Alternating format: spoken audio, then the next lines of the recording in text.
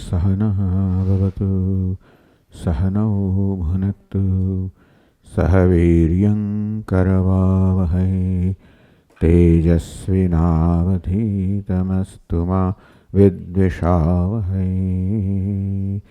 ॐ शान्ति शान्ति शान्तिः।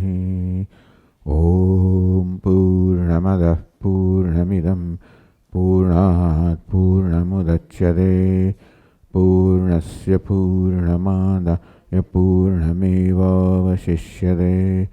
ॐ शान्ति शान्ति शान्तिः। श्रुतिस्मृतिपुराणानाम् आलयं करुणालयं नमामि भगवत्पादं शङ्करं लोकशङ्करं शङ्करं शङ्कराचार्यं केशवं बादरायणं सूत्रभाष्यकृतौ वन्दे भगवन्तौ पुनः पुनः। ईश्वरो गुरुरात्मेति मूर्तिभेदविभागिने व्योमवद्व्याप्तदेहाय दक्षिणामूर्तये नमः। ॐ पार्थाय प्रतिबोधितां भगवता नारायणेन स्वयं व्यासेन ग्रथितां पुराणमुनिना मध्ये महाभारतम् अद्वैतामृतवर्षिणीं भगवतीम् अष्टादशाध्यायिनीम् अम्ब त्वामनुसन्दधामि भगवद्गीते भवद्वेषिणीम्। यं ब्रह्मा वरुणेन्द्ररुद्रमरुतः स्तुन्वन्ति दिव्यैस्तवैः वेदैः साङ्गपदक्रमोपनिषदैः गायन्ति यं सामगाः ध्यानावस्थिततद्गतेन मनसा पश्यन्ति यं योगिनः यस्यान्तन्न वेदसुरासुरगणाः देवाय तस्मै नमः। महाभूतान्यहङ्कारः बुद्धिरव्यक्तमेव च इन्द्रियाणि दशैकञ्च पञ्चचेन्द्रियगोचराः इच्छा द्वेषः सुखं दुःखं संघातश्चेतना धृतिः एतत्क्षेत्रं समासेन सविकारमुदाहृतम्।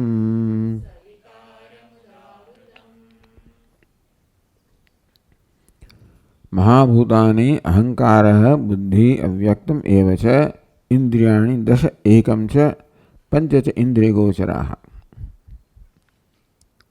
આમ સાંખ્યશાસ્ત્રમાં વર્ણવામાં આવેલી સર્જનની પ્રક્રિયાનો અહીંયા આગળ સ્વીકાર કરીને એને અનુસરીને કહે છે ભગવાન મહાભૂતાની પંચમહાભૂત એટલે સૂક્ષ્મ પંચમહાભૂત તન્માત્રાણી આકાશાદિ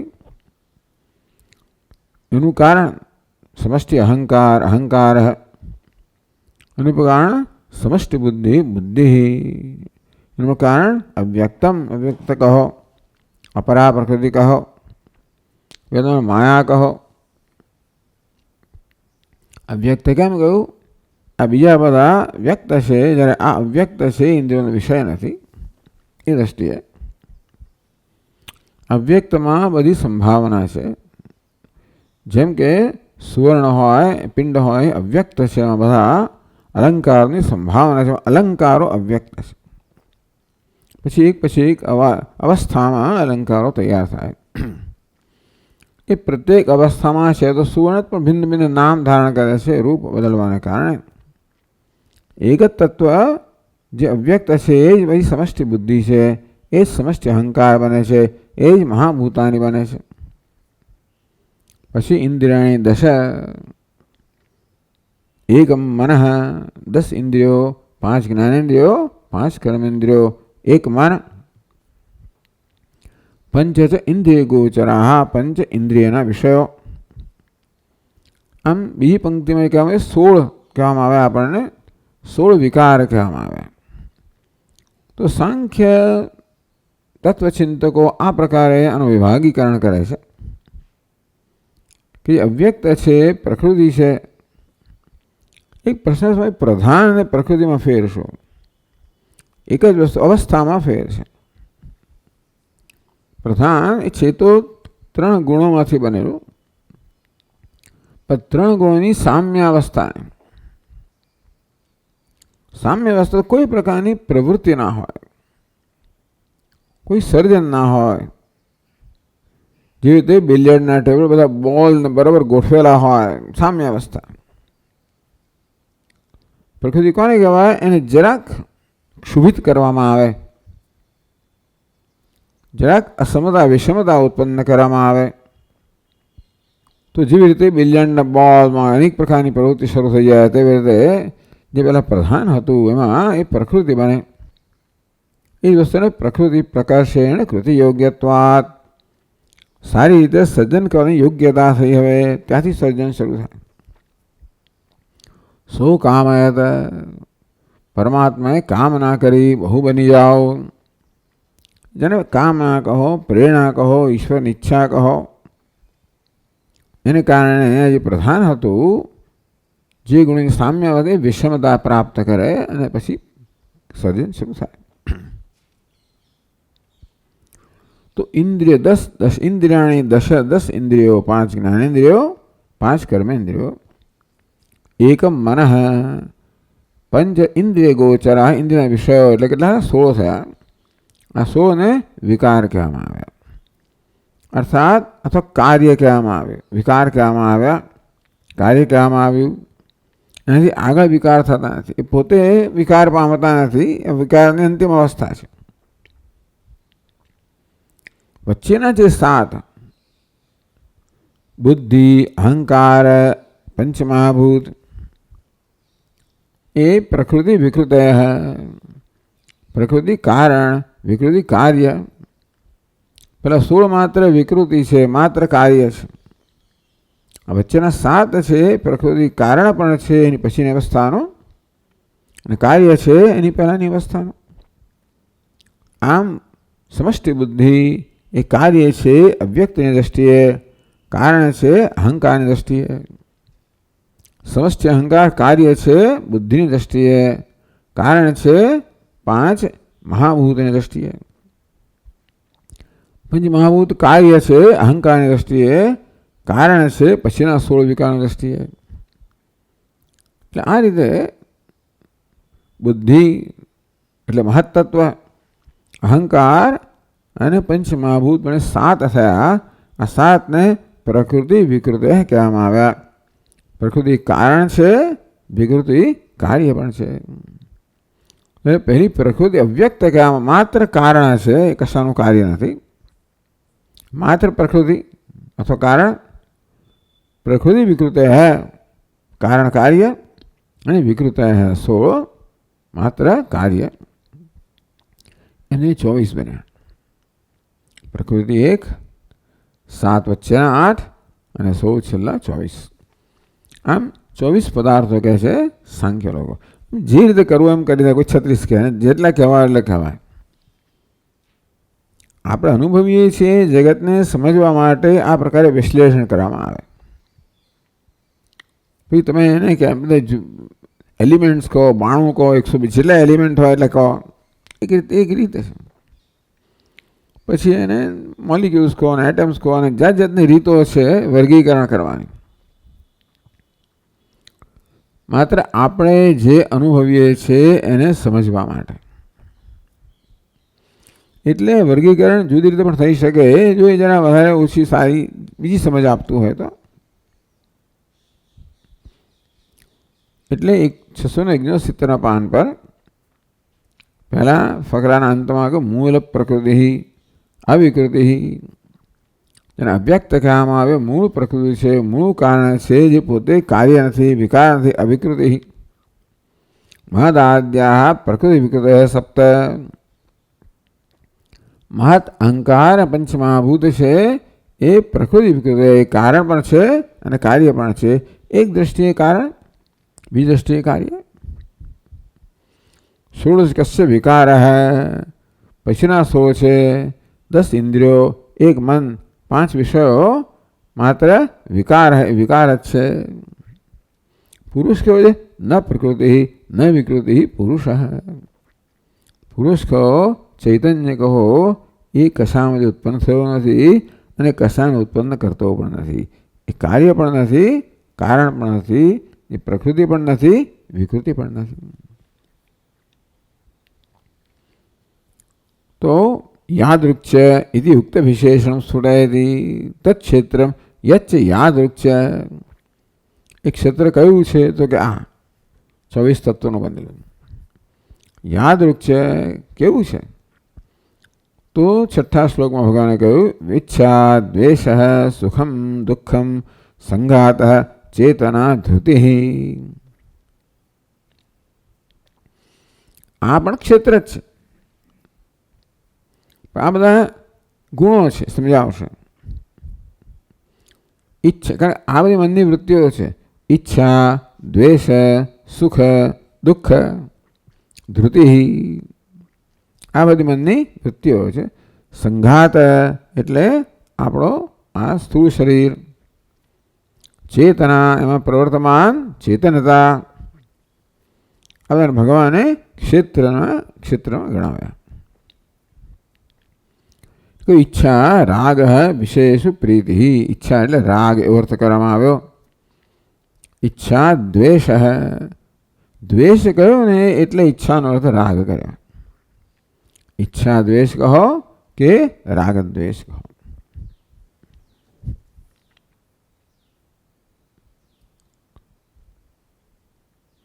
આમ ઈચ્છા દ્વેષ એ પ્રકારે મનની 2 અવસ્થાઓ કહેવામાં આવી, જે મુખ્યત્વે રાજસ રજોગુણની અવસ્થાઓ છે. ટીકાકારે કહ્યું એટલે જે સત્વની અવસ્થાઓ છે, તમસની અવસ્થાઓ છે, એને પણ અહીંયા ગણી લેવાની.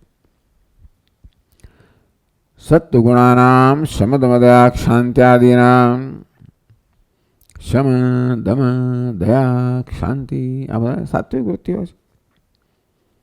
નિદ્રા આલસ્ય મોહાદીનામ. નિદ્રા, આલસ્ય, મોહ શું છે? તમોગુણની વૃત્તિઓ. આ બધી વૃત્તિઓનો સમાવેશ કરવાનો, સમજી લેવાની. ઈચ્છા દ્વેષાદયો ટીકાકાર કહે છે 669 પાન પર બીજા પેરેગ્રાફમાં ત્રીજી પંક્તિમાં ઈચ્છા દ્વેષાદય રાજસ સાત્વિક તામસાહ. ઈચ્છા રાજસ, આમ તો દ્વેષને તામસ પણ કહેવાય કે અહીંયા રાજસ ગણે હોય. તો રાજસી વૃત્તિઓ, તામસી વૃત્તિઓ, સાત્વિક વૃત્તિઓ સર્વે ક્ષેત્રાંતપાતિન. આ બધા ક્ષેત્રાંતપાતિન, એક ક્ષેત્રને અંતર્ગત છે. યાદ રહે કે ભગવાને કહ્યું કે ક્ષેત્ર અને ક્ષેત્રનું જ્ઞાન છે એ જ યથાર્થ જ્ઞાન છે. એ જીવનમાં મુક્ત કરનારું જ્ઞાન છે.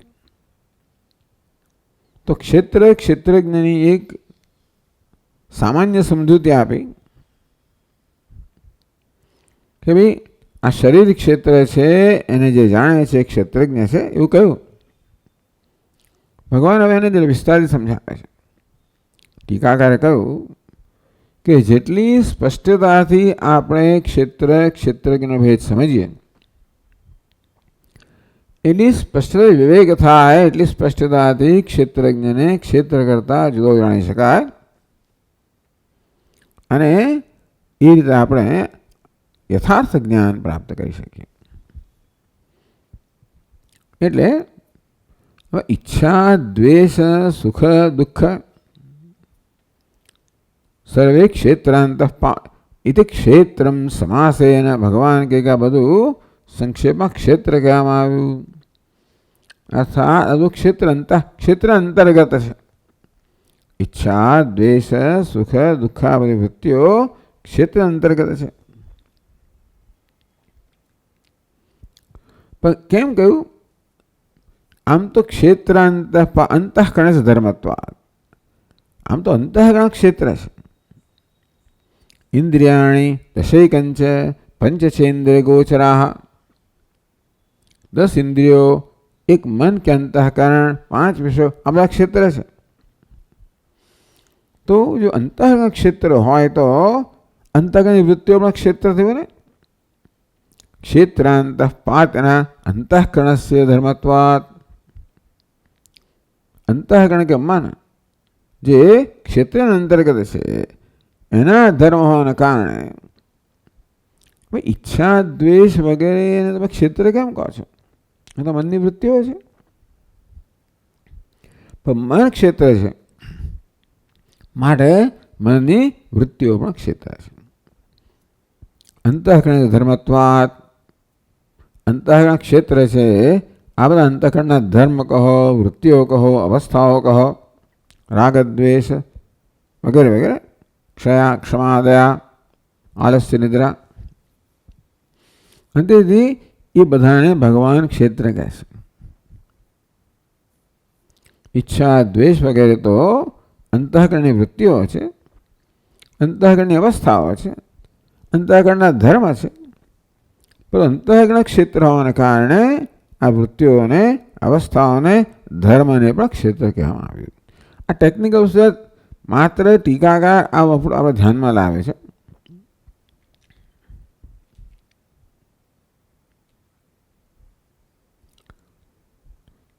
क्षेत्रम स्वयं एतैः जन्मादिभिश्च धर्मी भवति.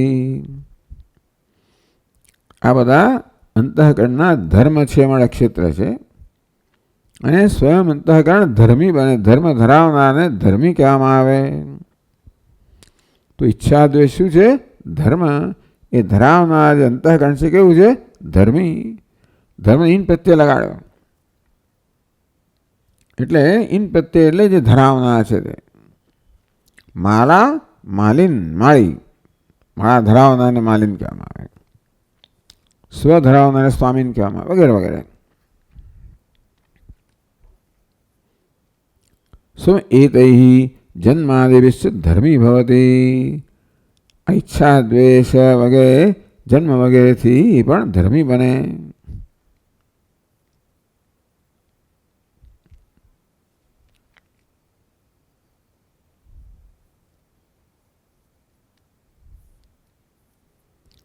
એટલે આ બધાને કારણે આ અંતઃકરણના ધર્મ, ક્ષેત્રના ધર્મો છે. આ ધર્મ ધરાવનાર અંતઃકરણ ક્ષેત્ર કેવું બને?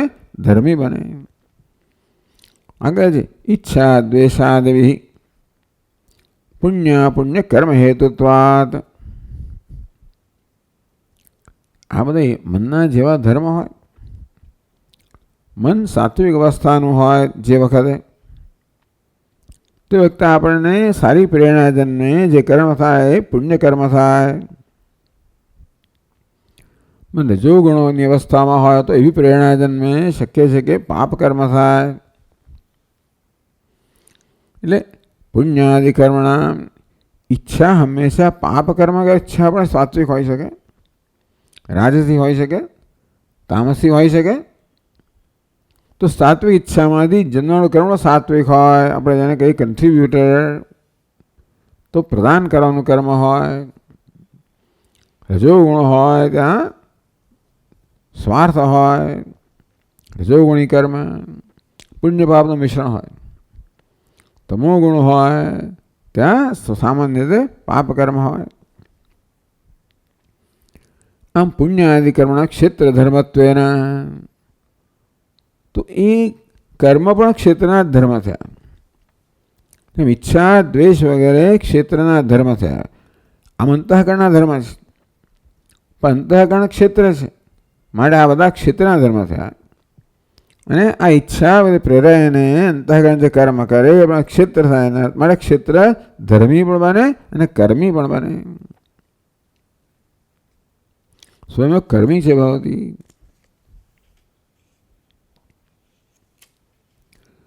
इच्छादीनां पुण्यादिकर्मणां च क्षेत्रधर्मत्वेन ज्ञेयत्वेन च क्षेत्रत्वम् एव।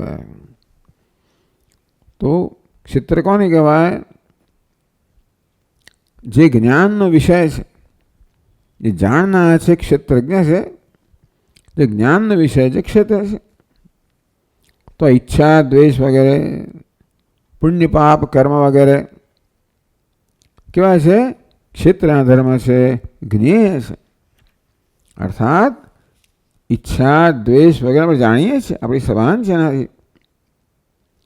પાપ પુણ્ય કર્મથી આપણે સભાન છે. એ સભાનતાના વિષય છે, જ્ઞાનના વિષય છે, જ્ઞેય છે. ક્ષેત્ર ધર્મત્વેન જ્ઞેયત્વેન ચ. ઈચ્છા દ્વેષ સુખ દુઃખ જે કહેવામાં આવ્યા એ બધા જ્ઞેય જ્ઞાનના વિષય છે અને ક્ષેત્રના ધર્મ છે, માટે એ પણ ક્ષેત્ર જ હશે.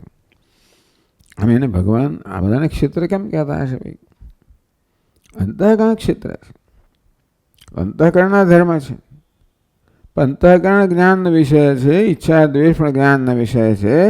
તો જે જ્ઞાનનો વિષય જેને ક્ષેત્ર કહેવાતો હોય તો આ બધા પણ ક્ષેત્ર કહેવાય. તેમ પુણ્ય પાપ કર્મ પણ ક્ષેત્ર કહેવાય. એટલે આ જરા વધારે સ્પષ્ટતા કરવામાં આવી કે એકવાર અંતઃકરણને તમે ક્ષેત્ર કહી જ દીધું, એકમ છે, તો આ ક્યાં જુદા છે? પણ ભગવાન કહેવા માગે અંતઃકરણના ધર્મ છે. એ કહેવાનું કારણ છે. કેટલાક લોકોને આત્માના ધર્મ કહે છે, એ આગળ કહે છે ટીકા.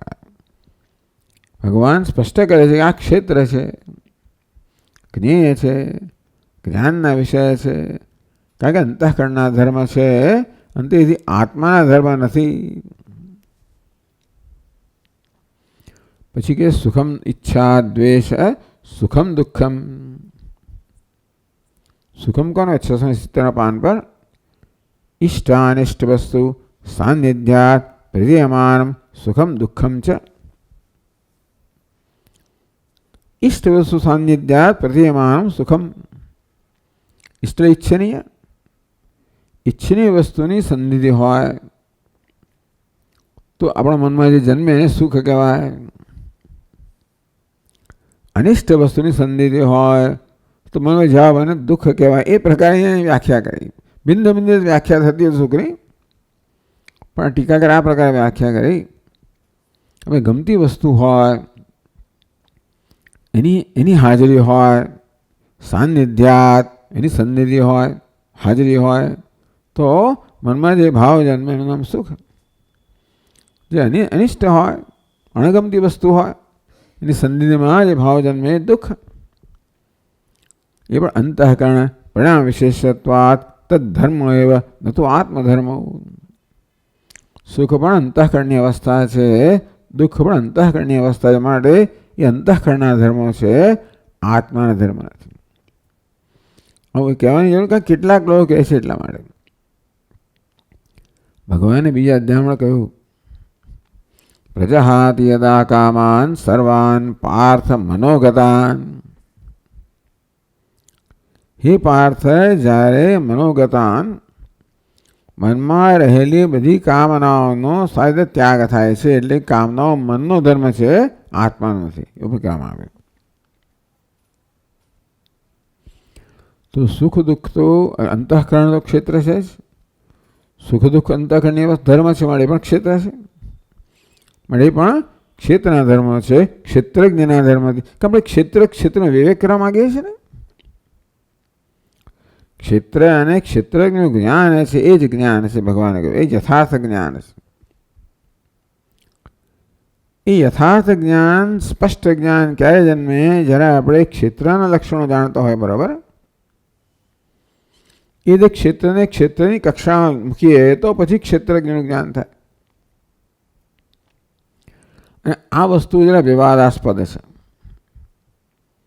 ઈચ્છા દ્વેષ સુખ દુઃખ કોના ધર્મ છે? ક્ષેત્રના ધર્મ છે કે ક્ષેત્રજ્ઞના ધર્મ છે? એનો વિવાદ છે. માટે ભગવાન એને સ્પષ્ટતા કરે છે કે આ બધા ક્ષેત્રના ધર્મો છે. આ ક્ષેત્ર અંતર્ગત છે, ક્ષેત્રજ્ઞ અંતર્ગત નહીં. તદ્ધર્મ ન તો આત્મધર્મ. સુખ દુઃખ પણ આત્માના ધર્મ નથી, એ તો ક્ષેત્રના ધર્મ છે. એનું બીજું પણ એના માટે બીજું એક પ્રમાણ બતાવે છે. અયમ રાગ અયમ દ્વેષ હૈ. મનમાં રાગ જન્મે ત્યારે મને ભાન છે આ રાગ છે, આ દ્વેષ છે. ઇદમ સુખમ આ સુખ છે, ઇદમ દુઃખમ આ દુઃખ છે. અર્થાત મનમાં આ પ્રકારના ભાવ જન્મે તો એનું તો સભાન છું. મારી સભાનતાના વિષય છે, જ્ઞાનના વિષય છે. જ્ઞાયમાનત્વાત જે ક્ષેત્રજ્ઞના જ્ઞાનનો વિષય અને ક્ષેત્ર કહેવામાં આવે તો આ બધા જ્ઞાનના વિષય માટે ક્ષેત્રના અંતર્ગત છે. કે જે સુખ દુઃખ ઈચ્છા દ્વેષ પ્રયત્ન ધર્મ અધર્માદિના વ્યપમેળતા વૈશેષિક લોકો આ બધાને આત્માના ધર્મ કહે છે. સુખ દુઃખ ઈચ્છા દ્વેષ પ્રયત્ન ધર્મ અધર્મ વગેરેને વૈશેષિક લોકો આત્માના ધર્મ કહે છે. અનુસરીને નૈયાયિકો પણ આત્માના ધર્મ કહે છે. એની પાછળ એનું પોતાનું કારણ છે. સુખ કોને થાય? ચેતન થાય કે અચેતનને થાય? કહો. સુખ દુઃખ કોને જન્મે? ચેતનને જ જન્મે. અને તેથી ચેતનના ધર્મ હોવો જોઈએ. અચેતન ટેબલ ખુરશીને સુખ થવાનું નથી. એટલા માટે આ સુખ દુઃખ ઈચ્છા દ્વેષ બધાને ચેતનના ધર્મ કહેવામાં, આત્માના ધર્મ કહેવામાં આવ્યા. વેદાંત જ્ઞાની આ બધા અંતઃકરણના ધર્મ છે, આત્માના નહીં. કારણ કે આ બધા જ્ઞેય છે, જ્ઞાનના વિષયો છે. તો સુખી દુઃખી તો અધ્યારોપના પરિણામે છે. સુખી દુઃખી પણ આત્માનો ધર્મ નથી. એ જ કહે છે જ્ઞાયંતે હિ ઘટવત સુખ દુઃખ ઈચ્છાદયો ધર્મા. આ ઘટપટ જેવી રીતે આપણા જ્ઞાનના વિષયો તેવી રીતે સુખ દુઃખ ઈચ્છા દ્વેષ વગેરે એટલી સ્પષ્ટતાથી જ્ઞાનના વિષયો છે. જો આપણે ધ્યાન આપીએ તો સુખ મનમાં જન્મે તો આપણે બરો સભાન છે કે આ સુખ છે, આ દુઃખ છે, રાગ છે, આ દ્વેષ છે. જેમ ઘટપટને આપણે સ્પષ્ટ રીતે જાણીએ છીએ તેવી રીતે આ બધાને આપણે સ્પષ્ટ રીતે જાણીએ છીએ. તેથી ઘટપટની કક્ષામાં જ છે. આ ઘટપટ ક્ષેત્ર હોય તો સુખ દુઃખ વગેરે પણ ક્ષેત્ર થયા. જ્ઞાયંતે હિ ઘટવત સુખ દુઃખ ઈચ્છાદય ધર્માત તેષામ રૂપવત અનાત્મધર્મત્વમ એવ. રૂપ રંગ છે, જ્ઞાનનો વિષય છે, અનાત્મા છે. તેવી રીતે આ બધા અનાત્મા છે. સુખ દુઃખ ઈચ્છા દ્વેષ આત્મા નથી. આવું કહેવાની જરૂર કેમ પડે? કહે છે યદ્યપિ તાર્કિકૈ સુખ દુઃખાદય આત્મધર્મ ઉરરીકૃતમ. એવું છે ને કે જ્યારે બીજા પ્રકારનો અભિપ્રાય વર્તમાન હોય ત્યારે તમારે અભિપ્રાયને ધ્યાનમાં લઈને જરૂર તેનું ખંડન કરવું પડે. આપણે કહીએ કે ભાઈ સુખ દુઃખ ઈચ્છા ક્ષેત્ર છે, પેલા કહે સુખ ઈચ્છા આત્માનો ધર્મ છે, ક્ષેત્રજ્ઞનો ધર્મ છે. તો સ્પષ્ટ ના કરીએ તો એ સંશય જન્મે કે આપ કહો છો આ ક્ષેત્રનો ધર્મ છે, પેલા કહે છે ક્ષેત્રનો તો શું ગણ સમજવાનું? એટલે આપણે સ્પષ્ટ કરવું પડે. કોઈક આવું કહે છે માટે આપણે કહેવું પડે કે આ જે કહે છે બરોબર નથી. માત્ર બરોબર નથી એવું કહે ના ચાલે. કેમ બરોબર નથી? એ પ્રકારે અભિપ્રાય જે ધરાવે છે એમાં કયા પ્રકારનો દોષ રહેલો છે એ આપણે ધ્યાન દોરીએ તો જે શ્રોતા છે એને મનમાં કે દરેક જણ હંમેશા વિચારને સ્વીકારવા માંગે. એવું જ કરવું જોઈએ. કશી વસ્તુ કહેવામાં આવે છે માત્ર સ્વીકારેલી એવું વેદાંત ઈચ્છતા નથી. કોઈ ગુરુ કે શિક્ષક ન ઈચ્છે કે વિદ્યાર્થી માત્ર ગળી જાય અને સ્વીકારી જ લે તો ભાઈ એનું જ્ઞાન ન બને. જે કે સ્વીકારીએ આપણી બુદ્ધિને જચતું હોવું જોઈએ. એટલે અમે યુક્તિ પણ આપણે આપવી જોઈએ જ્યાં જરૂર હોય ત્યાં. તો બીજા આ પ્રકારે કહે છે અને આપ આ પ્રકારે કહો છો તો સાચું શું? તો કીધું બીજા જે કહે છે એના વિચારની પદ્ધતિમાં શું દોષ રહેલો છે આપણે બતાવીએ, અને આપણી વિચાર પદ્ધતિમાં શું ગુણ કે લાભ રહેલો એ બતાવીએ, તો પછી આપણે કન્વિન્સ થઈએ, આપણા નિશ્ચય જન્મે. એટલે આ પ્રકારની પદ્ધતિ છે. યદ્યપિ તાર્કિકૈ સુખ દુઃખાદય આત્મધર્મ ઇતિ ઉરરીકૃતમ. વાત સાચી છે. વૈશેષિકો, તાર્કિકો, નૈયાયિકો બધાને ભાષ્યકાર તાર્કિક જ કહેવાય. વેદાંત એક જ છે જે માત્ર શ્રુતિને પ્રમાણ ગણે છે, બાકી બધા કહેતા ખરા શ્રુતિને, પણ મુખ્ય તર્કને જ પ્રમાણ ગણે છે. એટલે તાર્કિક લોકો વડે તર્કથી ક્યારે પણ સત્યનો નિશ્ચય ના થાય, એવું વેદાંતની શ્રુતિથી જ થાય. જે તર્કનો આપણે પ્રયોગ કરીએ માત્ર શ્રુતિને સમજવા માટે હોય, પુરવાર કરવા માટે નહીં. એટલે વેદાંત તર્કનો વ્યવસ્થિત ઉપયોગ કરે, પણ શ્રુતિને પડકારવા માટે નહીં, શ્રુતિને સમજવા માટે. તો ભલે ઉરરીકૃતમ સ્વીકૃતમ, ભલે તાર્કિકો સુખ દુઃખ વગેરેને આત્માના ધર્મ માનતા હોય, સ્વીકારતા હોય, તો પણ આત્મના તો આત્મધર્મ, આત્માના ધર્મો એમ કહે છે. આપણે શું કહીએ છીએ કે આત્મ શબ્દનો અંતઃકરણ કરવો જોઈએ.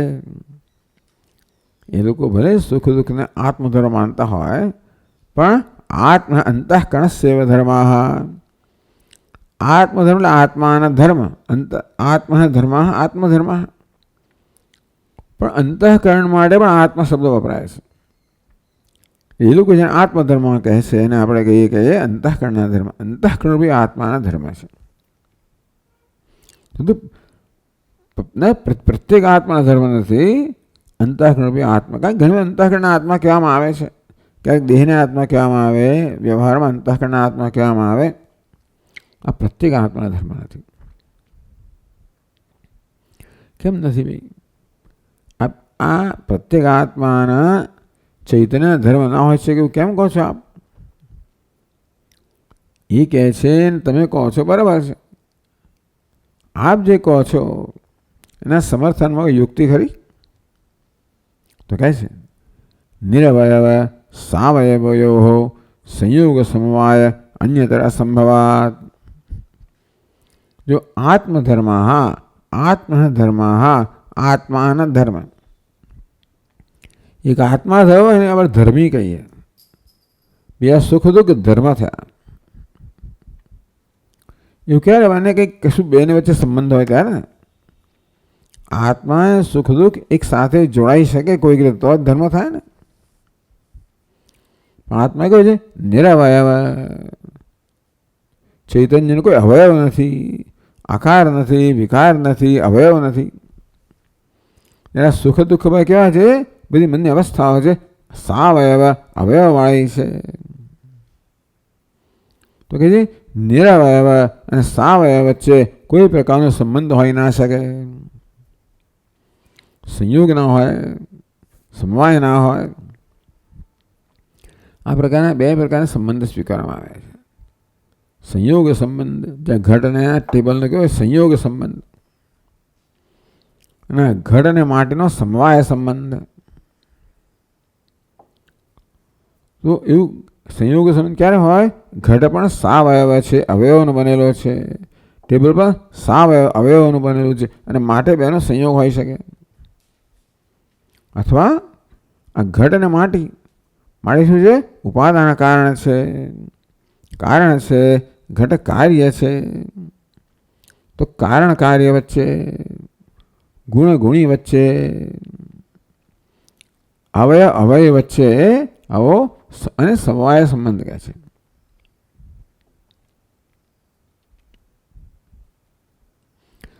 તો આ આત્મા અને સુખ દુઃખ હોય ધર્મો વચ્ચે સંયોગ પણ ના હોઈ શકે કે સમવાય પણ ના હોઈ શકે.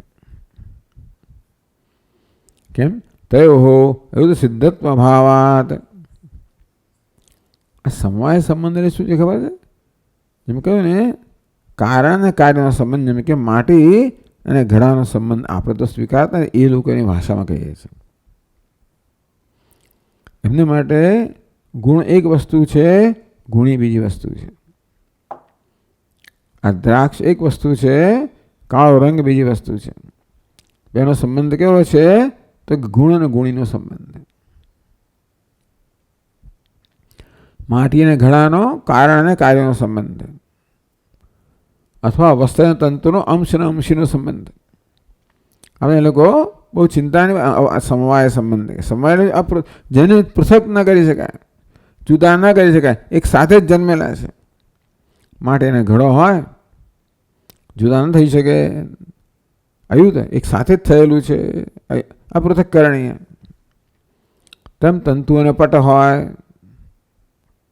તો આ બધા જે છે, અથવા તો આ વસ્ત્રને એનો કેસરી રંગ હોય, ગુણ અને ગુણી, કારણ અને કાર્ય, તંતુ અને પટ, અંશ અને અંશી, વસ્ત્ર અને તંતુ, આ બધા એને સમવાય સંબંધ કહે છે. ચાલો, આવો સમવાય સંબંધ આત્મા અને ગુણ વચ્ચે ના હોય, કારણ કે કોઈ કાર્યકારણ સંબંધ નથી, અંશી સંબંધ નથી, કે ગુણગુણી સંબંધ નથી. કેમ નથી? તો નહીં આત્મા ગુણી ભવતી. ગુણી કોને કહેવાય? ગુણ ધરાવનારને ગુણી કહેવાય.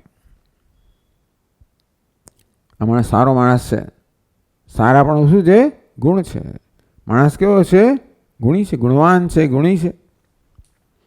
નહીં આત્મા ગુણી ભવતી. આ સુખ દુઃખ ઈચ્છા દ્વેષ ગુણ છે. તો આત્મા ગુણી હોય તો પછી ગુણ ધરાવનારો બને. પણ કેવલો નિર્ગુણશ્ચ, ઉપનિષદ શું કહે છે? કેવલો નિર્ગુણશ્ચ. સાંભળ્યું છે? એકો દેવ સર્વભૂતેષુ ગૂઢ વગેરે. તો સાક્ષી ચેતા કેવલો નિર્ગુણશ્ચ. શ્વેતાશ્વતરમાં આવ્યું.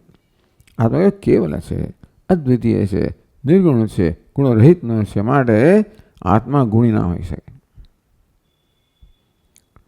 તો ક્રિયા અને ક્રિયા ધરાવનાર, ના ભી ક્રિયાવાન. આત્મા કર્મ કરનારો પણ ના હોય. કેમ? નિષ્કલમ નિષ્ક્રિયમ શાંતમ. એ ત્યાં કહેવામાં આવ્યું. તત્વ કેવું? નિષ્કલ, નિરવયવ છે, નિષ્ક્રિય, ક્રિયારહિતનું છે. એથી નિષ્કલત્વાત નાપી અવયવી. કલા એટલે અંશ, નિષ્કલ એટલે નિરંશ કે નિરવયવી. તો નિષ્કલત્વાત નાપી અવયવી, અવયવ ધરાવનારો નથી, કલા ધરાવ. આપણે ચંદ્રને છે ને કલાવાન કહીએ, 16 કળા ધરાવનારો. એ જુદી જુદી કળાઓ છે એની, જુદા અંશ છે. જાણે કે આત્મા નિષ્કલત્વાત, એના કલાઓ નથી, અવયવો નથી, મળે એના માંથી ના ભાઈ અવયવી. અવયવ ધરાવનાર અવયવી કહેવાય. તેથી આવો સમવાય સંબંધ સંભવ નથી. અવયવ અને અવયવીનો સમવાય સંબંધ હોય, ગુણ અને ગુણીનો સમવાય સંબંધ હોય, ક્રિયા અને ક્રિયાવાનનો સમવાય સંબંધ હોય.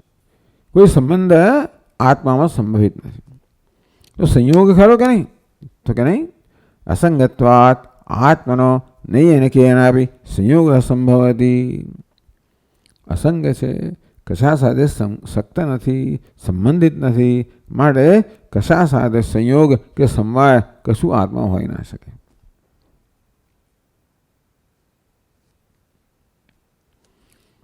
હોય તો શું થાય? તે પણ દોષ કહેવો પડે. એટલે વિપક્ષે ધારો કે તમે ન સ્વીકારો તો પછી કેવો દોષ આવે? તેષામ યદિ આત્મધર્મત્વમ. આ સુખ દુઃખ ઈચ્છા દ્વેષને આત્માનો ધર્મ કહીએ, ધારો કે એવો આગ્રહ રાખો, હઠ રાખો, તો શું થાય ખબર છે? તરી નિત્યત્વમ. આત્મા નિત્ય છે તો આ બધા પણ નિત્ય બની જાય. ઈચ્છા, દ્વેષ, સુખ દુઃખ આત્માના ધર્મ હોય તો આત્મા નિત્ય છે માટે એ પણ નિત્ય બની જાય. ચૈતન્યવત, ચૈતન્યના ધર્મ હોય તો ચૈતન્ય નિત્ય છે માટે એના ધર્મ પણ નિત્ય બની જાય છે. સદા ઉપલબ્ધમાનત્વ, ચૈતન્ય કેવું છે? સ્વપ્રકાશ છે, સદા અનુભવનો વિષય છે. આ બધામાં સદા અનુભવનો વિષય જ બની રહે. પણ એવું છે નહીં. સદા રાગ દ્વેષ બધી વસ્તુઓ સુષુપ્તિમાં એનો અનુભવ નથી ને. ચૈતન્ય કેવો છે? સદા ઉપલબ્ધમાન, સદા પ્રકાશમાન છે, સદા અનુભવનો વિષય છે. સુષુપ્તિમાં પણ ચૈતન્ય તો પ્રકાશમાન જ છે. ત્યારે કોઈ ઈચ્છા, દ્વેષ, સુખ દુઃખ કશી વસ્તુ નથી. તો ઈચ્છા, દ્વેષ, સુખ દુઃખ આત્માનો ધર્મ હોત તો સુષુપ્તિમાં અનુભવ થતા આપણને. એવું નહીં. તત રાગ દ્વેષ સુખ દુઃખાદિ અનુગમ જન્મ જરાધર્મ કે ક્ષેત્રમેવ. તેથી રાગ દ્વેષ સુખ દુઃખ ધરાવનાર જે છે એ ક્ષેત્ર છે. તેમ જન્મ મૃત્યુ જરા વ્યાધિ ધરાવનાર પણ ક્ષેત્ર છે. તેથી આ બધું ક્ષેત્ર છે. આ તો ભગવાન તો કહે છે જ, પણ જોડે જોડે યુક્તિથી પણ અને શ્રુતિ યુક્તિથી પણ શ્રુતિયુક્ત અનુભવથી પણ સિદ્ધ કરવામાં આવે. એટલા જ માટે કે જેથી ભગવાન જે કહે છે આપણા મનમાં દ્રઢ બને.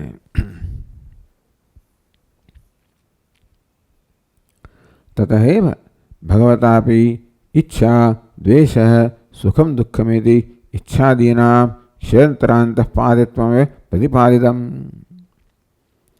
એટલે મેં ભગવાને કહ્યું ઈચ્છા દ્વેષ સુખમ દુઃખમ સંઘાતશ્ચેતના એત ક્ષેત્રમ. એટલે ભગવાને આ બધાને ક્ષેત્ર અંતર્ગત ગણવામાં ગણ્યા.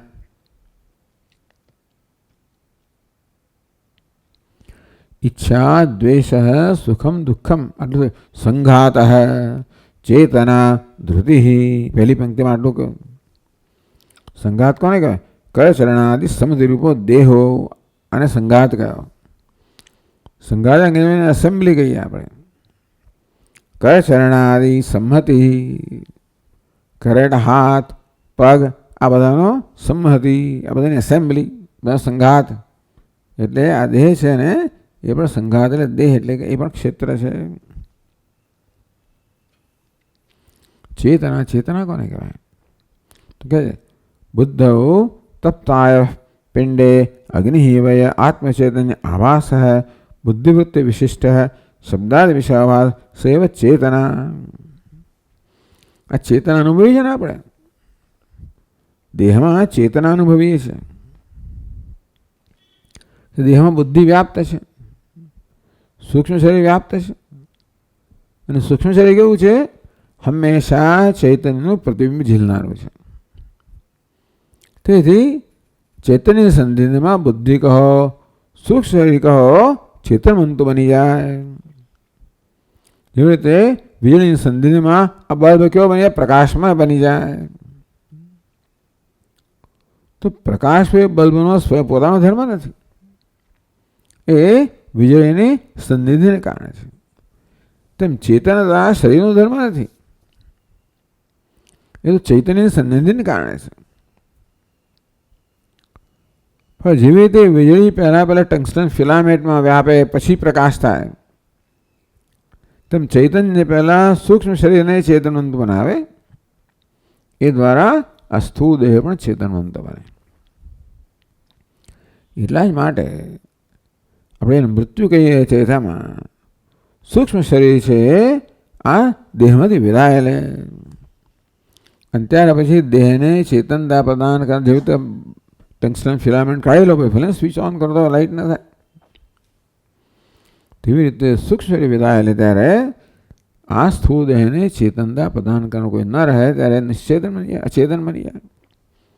અને તેથી સ્થૂળ દેહ ચેતન ક્યારે બને? સૂક્ષ્મ શરીર એમાં વ્યાપેલું હોય ત્યારે. સૂક્ષ્મ એવો ધર્મ છે કે ચેતનને પ્રતિબિંબિત કરવું, એ રીતે ચેતનવંતા બનવું, એ રીતે સ્થૂળ દેહ પણ ચેતનાવાન બને. એટલે આ જે ચેતનતા છે એને અહીં ભગવાન ચેતના કહે છે. તો બુદ્ધવ તપ્તાય પિંડે અગ્નિર્હીવ, જેવી રીતે પેલા લોખંડના ગોળામાં અગ્નિ વ્યાપ્ત થઈ જાય તો ગોળો પણ લાલ થઈ જાય, ઉષ્ણ થઈ જાય. અગ્નિના ગુણ ધારણ કરે લે. લોખંડનો ગોળો પણ અગ્નિના ગુણ ધારણ કરી લે. લાલ રંગ તો અગ્નિનો છે, ઉષ્ણતા અગ્નિની છે, પણ ગોળો પણ લાલ થઈ ગયો, ઉષ્ણ થઈ ગયો. તેવી રીતે બુદ્ધિ પણ આમ જળ છે, પરંતુ આત્મચૈતન્ય આભાસ, બુદ્ધિમાં આત્મચૈતન્યનો આભાસ પડે, પૃથ્વી મળે, બુદ્ધિ પણ ચેતનવંતી બની જાય. એટલે બુદ્ધિવૃત્તિ વિશિષ્ટ શબ્દ એ દ્વારા પછી બુદ્ધિ પોતાના વિષયોને પ્રકાશિત કરે. બુદ્ધિ ઇન્દ્રિયો દ્વારા બહાર જઈને વિષયોનું પ્રકાશિત કરે. બુદ્ધિ શરીરને પર ચેતનતા પ્રદાન કરે. તો આત્મચૈતન્ય આભાસ બુદ્ધિવૃત્તિ વિશિષ્ટ હૈ. બુદ્ધિવૃત્તિમાં પ્રતિબિંબિત થાય. આભાસમાં બુદ્ધિવૃત્તિનો આકાર ધારણ કરે. ઘટાકાર વૃત્તિ હોય તો ચેતન આભાસમાં ઘટાકાર હોય એ રીતે ને પછી ઘટને પ્રકાશિત કરે. સૌથી વિષય આભાસ સૈવ ચેતના. તો બુદ્ધિમાં પ્રતિબિંબિત થયેલા ચૈતન્યને ચેતાભાસ કહેવામાં આવ્યો. એ ચેતાભાસ જ પોતાના વિષયને પ્રકાશિત કરે અને દેહને ચેતનતા પ્રદાન કરે. તો ચેતનાને ક્ષેત્ર કહેવામાં આવ્યું. સાચ બુદ્ધ્યાસ સાક્ષિણ વિષયત્વેન. આ ચેતના પણ આપણા જ્ઞાનનો વિષય છે. આ બુદ્ધિ જ્ઞાનનો વિષય છે. પણ બુદ્ધિ ચેતન છે માટે બુદ્ધિમાં ચેતના પણ જ્ઞાનનો વિષય બન્યો. જેમ લોખંડનો પિંડ જ્ઞાનનો વિષય હોય, પછી એમાં જે લાલાશ ઉષ્ણતા પણ જ્ઞાનનો વિષય બને. તે બુદ્ધિ જ્ઞાનનો વિષય પણ એમાં આવેલી ચેતના જે છે પ્રતિબિંબિત છે એ પણ જ્ઞાનનો વિષય મળે, પણ ક્ષેત્ર અંતર્ગત આવ્યું. એટલે ચેતના પણ ક્ષેત્ર છે. સાચ બુદ્ધ્યાસ સાક્ષિણ વિષયત્વેન જ્ઞેયત્વાત. બુદ્ધિ સાથે ચેતનાનું પણ ભાન થઈ જાય ને તો બુદ્ધિ જ્ઞેય છે માટે ચેતના પણ જ્ઞેય છે અને માટે પણ ક્ષેત્ર છે. તો સંઘાત ચેતના ધૃતિ. છેલ્લું ધૃતિ. ધૃતિ એટલે ધૈર્ય જેને આપણે કહીએ. ધૈર્ય લક્ષણો બુદ્ધિ વૃત્તિ વિશેષ. અનેક બધી વૃત્તિઓ છે મનની. કામ સંકલ્પ વિચિકિત્સા ધૃતિ અધૃતિ શ્રદ્ધા અશ્રદ્ધા. બૃહદારણ્યક ઉપનિષદમાં વર્ણન આવ્યું. આપણે આત્મપુરાણમાં જોઈએ, પહેલાં જોયું છે તો આત્મપુરાણમાં પણ આવી ચર્ચા થઈ હતી. ચાલો કંઈ વાંધો નહીં, પણ એટલે આ મન કોને કહેવાય એ તો બધા જાણે, છતાં ઉપનિષદનો આશ્રય લેવામાં આવે છે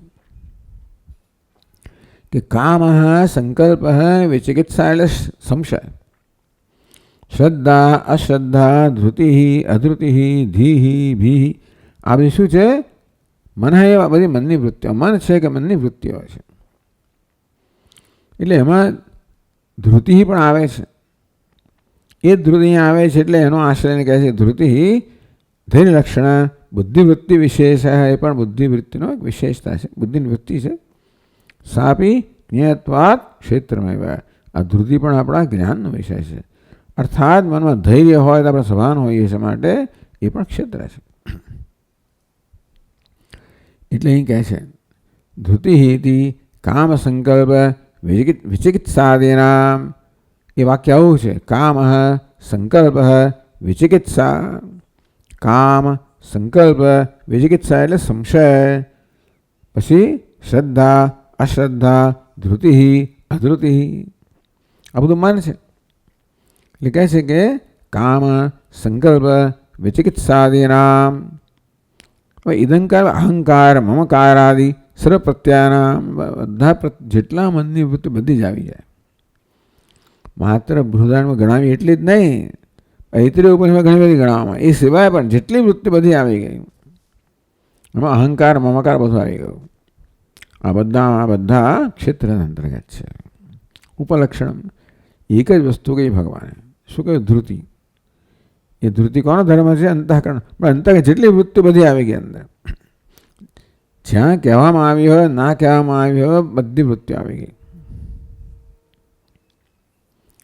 એટલે કહે છે તેના યદ્યત આત્મજ્ઞેયમ તત્તત સર્વમ ક્ષેત્રમેવ સિદ્ધમ. આ દ્વારા આપણે સમજીએ કે જે કઈ વસ્તુ આત્માના જ્ઞાનનો વિષય છે બધું ક્ષેત્રના અંતર્ગત છે એવું સિદ્ધ થયું. ઈચ્છા દ્વેષ સુખમ દુઃખમ સંગાત ચેતના ધૃતિ એતत् ક્ષેત્રમ સમાસેન સવિકારમ ઉદાહૃતમ. કહે છે સવિકાર વિકાર સહિત ભગવાન કે વિકાર સહિત મેં તને ક્ષેત્રનું વર્ણન કર્યું. સવિકારમ સવિકાર શું વિકારણ સ વર્તતે સવિકારમ સમાસ થયો. વિકારૈ મહદાદિભિ શબ્દાદિભિશ્ચ સહ વર્તતે. વિકારૈ સહ વર્તતે ઇતિ સવિકારમ. કયા વિકારો છે? મહદાદિભિ કહ્યું ને, પ્રકૃતિ મહત છે, અહંકાર, પંચમહાભૂત વગેરે વિકારો થયા એ સહિત આ બધાને. પછી શબ્દાદિભિ પંચેન્દ્રિય ગોચરા વગેરે પંચ વિષયો આ બધા સહિત જે છે એ સવિકારમ. ટૂંકમાં વિકાર સહિતનું આ બધું જે છે એ ક્ષેત્રમ. સમાસ એનો બહુ સંક્ષેપમાં મેં કહી દીધું. બે શ્લોકમાં ભગવાને પહેલા શ્લોકમાં ઇદમ શરીરમ ક્ષેત્રમ એવું કહ્યું. હે કાઉંતે આ શરીર ક્ષેત્ર છે. આ બે શ્લોકમાં જે ત્યાં આગળ શરીર કહ્યું એના વડે આટલું વિસ્તારથી વર્ણન થયું. આ એ સંક્ષેપમાં કહી દીધું તને. ઇતિ ક્ષેત્રમ સમાસેન સવિકારમ સવિકારમ ક્ષેત્રમ સમુદાહૃતમ. આ પ્રકારે વિકાર સહિત જે ક્ષેત્ર છે એ મેં તને સમ્યક ઉદાહૃતમ સમ્યક નિરૂપિતમ. હે અર્જુન, મેં સાહિત્યનું નિરૂપણ કર્યું. ક્ષેત્ર ક્ષેત્રજ્ઞનું જ્ઞાન એ જ મુખ્ય અર્થમાં જ્ઞાન છે. અને આપણે પામી શકીએ એટલા માટે ભગવાન ક્ષેત્ર અને ક્ષેત્રજ્ઞને સ્પષ્ટ રીતે અહીંયા સમજાવે છે. તો ક્ષેત્રનું આ પ્રકારે સ્પષ્ટતાથી જ્ઞાન આપવામાં આવ્યું. હવે ક્ષેત્રનું આપવું જોઈએ, પણ ભગવાન એ કરતા પહેલાં બીજી વાત કરે છે. શેની વાત કરે છે? તો કે જ્ઞાનની વાત કરે. 7 થી 11 5 શ્લોકમાં ભગવાન આ 20 મૂલ્યોની વાત કરે છે. કહે છે એવમ મહાભૂતાની અહંકાર ઇત્યાદિના ક્ષેત્રસ્ય સ્વરૂપમ નિરૂપ્ય. તો મહાભૂતાનીથી માંડીને અહંકાર સુધીના બધા ક્ષેત્રના સ્વરૂપનું નિરૂપણ થયું. અથવા ક્ષેત્રજ્ઞ નિરૂપિતવ્ય. ક્ષેત્રજ્ઞનું જ્ઞાન આપવાનું છે ને, તો ક્ષેત્રનું જ્ઞાન હવે ભગવાને ક્ષેત્રની વાત કરવી જોઈએ ને. તો અથ ક્ષેત્રજ્ઞ નિરૂપિતવ્ય એટલે હવે ક્રમમાં શું આવે? ક્ષેત્રજ્ઞ આવે ને, એનું નિરૂપણ કરવું જોઈએ. તદ જ્ઞાનમ તત્ પણ ભગવાન એમ કહે છે કે ભાઈ આ ક્ષેત્રજ્ઞ જુદી વસ્તુ છે. આ ક્ષેત્રને સમજવું સરળ છે. એ કેવું છે? ક્ષેત્ર છે, વિષય છે, વિષયીકરણ થઈ શકે એના માટે કોઈ વિશેષ તમારી મનની અવસ્થાની જરૂર નથી. આ વૈજ્ઞાનિક જ્ઞાન છે. એટલે વૈજ્ઞાનિકો આ બધું જ્ઞાન પ્રાપ્ત કરી શકે. બધું ઓબ્જેક્ટિવ નોલેજ. એક તો છે સબ્જેક્ટ, બીજો ઓબ્જેક્ટ. આ વિષયગત જ્ઞાન છે, પેલું વિષય આધ્યાત્મિક જ્ઞાન છે. એ જુદા પ્રકારનું જ્ઞાન છે. એ ક્ષેત્રજ્ઞને જાણવા માટે માત્ર ક્ષેત્રજ્ઞ વર્ણન આવશ્યક નથી, પડતું નથી, પણ ક્ષેત્રને જાણવા માટે જે પ્રકારની મનની અવસ્થા જોઈએ એ પણ જાણવી જોઈએ. ક્ષેત્રને જાણવા માટે તમારે તમે ગમે તેવા હો તો ચાલે. તમે અહંકાર, મમકાર, રાગ, દ્વેષ બધું ધરાવનારા હોય તો એ પણ વૈજ્ઞાનિક જ્ઞાન માટે કંઈ જરૂરી નથી. પેલો નોબેલ લોરિએટ ભલે બહુ ઉત્તમ કક્ષાનો માણસ હોય, સૂક્ષ્મ બુદ્ધિ ધરાવનારો હોય, પણ એ માણસે નિષ્કામ હોવું જોઈએ, નિરાભિમાન હોવું જોઈએ, નમ્ર, એવી કોઈ જરૂરિયાત નથી. ના હોય એવું નથી કહેતા, કોઈ જરૂરિયાત નથી. પણ ક્ષેત્રજ્ઞને જાણવા માટે આ બધી જરૂરિયાતો છે. ભગવાને તેથી ક્ષેત્રજ્ઞનું નિરૂપણ કરતા પહેલા તજ્ઞાનમ તત્સાધન ભાવે ન સિદ્ધ્યતે. આ ક્ષેત્રના જ્ઞાન માટે કોઈ પ્રકારની માનસિક તૈયારીની જરૂર નથી. માત્ર મન બે પ્રકારનું હોય, શુદ્ધતા અને સૂક્ષ્મતા. એટલે મન શુદ્ધ હોવું જોઈએ ક્ષેત્રજ્ઞને જાણવા માટે. આને માટે પણ મનની તીવ્રતા જોઈએ. એ પ્રકારે મનમાં તીવ્રતા જોઈએ. બુદ્ધિ જે છે એ બુદ્ધિની તેજસ્વીતા જોઈએ, એના નથી. તેજસ્વીતા એક વસ્તુ છે, સૂક્ષ્મતા બીજી વસ્તુ છે. સૂક્ષ્મતા કહો, શુદ્ધિ કહો, ઇમોશનલ મેચ્યોરિટી કહો. કોઈ ડૉક્ટર થવું હોય, એન્જિનિયર થવું હોય, વૈજ્ઞાનિક થવું હોય, વકીલ તો કંઈ તમારે ઇમોશનલ મેચ્યોર હોવી જેવી જરૂરિયાત નથી. કે માણસે પ્રેમાળ થવું જોઈએ, સદભાવના હોવી જોઈએ, પ્રામાણિક હોય, એવી જરૂરિયાત નથી. હોય તો સારું છે, પણ જરૂરિયાત નથી. એવા બધા સદગુણો વગર માણસ સારો એન્જિનિયર હોઈ શકે, સારો ડૉક્ટર હોઈ શકે, સારો વકીલ હોઈ શકે વગેરે.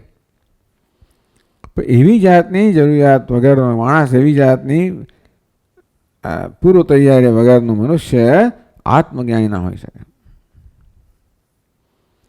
એ જુદા પ્રકારનો વિષય છે.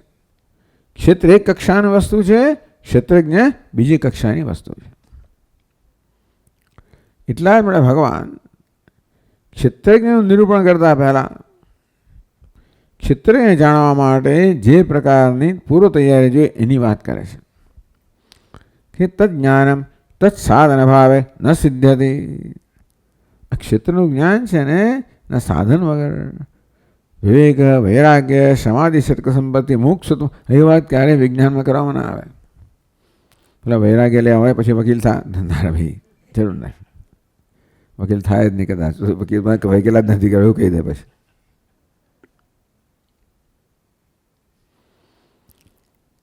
એટલે આ વિવેક, વૈરાગ્ય, ક્ષમા, દમા, મનની શાંતિ, સ્વસ્થતા, સમત્વ આવું હોય તો સારું છે, પણ એ જરૂરી નથી. ત્યારે ક્ષેત્રજ્ઞાન માટે તો આ જરૂરી છે. તજ્ઞાનમ તત્સાધન ભાવ ન સિદ્ધ્યતે. આ ક્ષેત્રનું જ્ઞાન છે ને એના સાધનમાં સાધન વગર સિદ્ધ ના થાય.